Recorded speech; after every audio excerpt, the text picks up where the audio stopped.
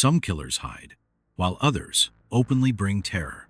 Richard Chase was different from them all. His story reveals how paranoia, fear, and mental illness can lead someone down a dark path.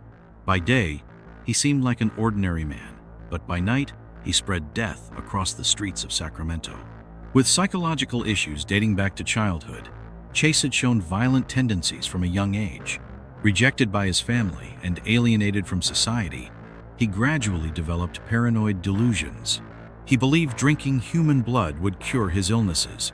His unimaginable crimes terrified Sacramento between 1977 and 1978, etching his name in bloody history. Richard Chase's first murder took place on December 29, 1977. Ambrose Griffin, a 51-year-old man, was unloading groceries from his car with his wife in front of their home in Sacramento when he suddenly collapsed. At first, it was thought to be a heart attack, but the autopsy revealed a gunshot wound to his head. The police initially assumed it was a random attack, but for Chase, this was just the beginning. He had started hunting people in the city without any real motive. He would point his gun at strangers, scare them off, and sometimes he would end their lives.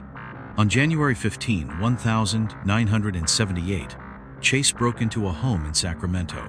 Inside was 22-year-old Teresa Wallen, who was pregnant and alone. Chase forced his way in and shot her multiple times. After the murder, he drank her blood, mutilated her organs, and left a gruesome scene behind.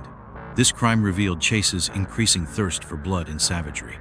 The police suspected it was the work of a deranged individual, but the reality was far more terrifying. Chase's most horrific attack took place on January 27. He broke into the home of 38-year-old Evelyn Miroth.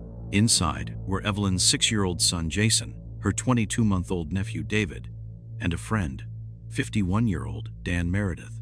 Chase first killed Dan Meredith, then brutally attacked Evelyn. He didn't spare the children, killing them both and drinking the infant's blood.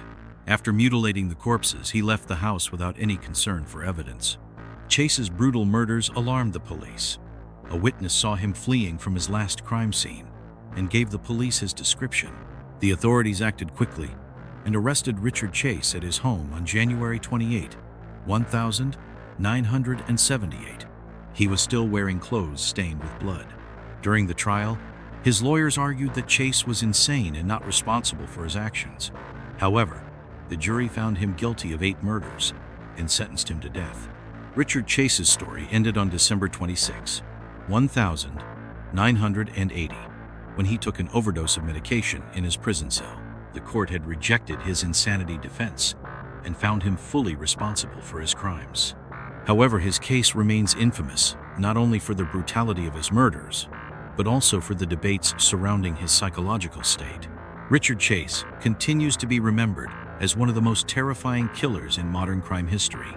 For more mysterious and captivating stories, don't forget to subscribe to our channel, like the video, and leave a comment. See you in the next videos.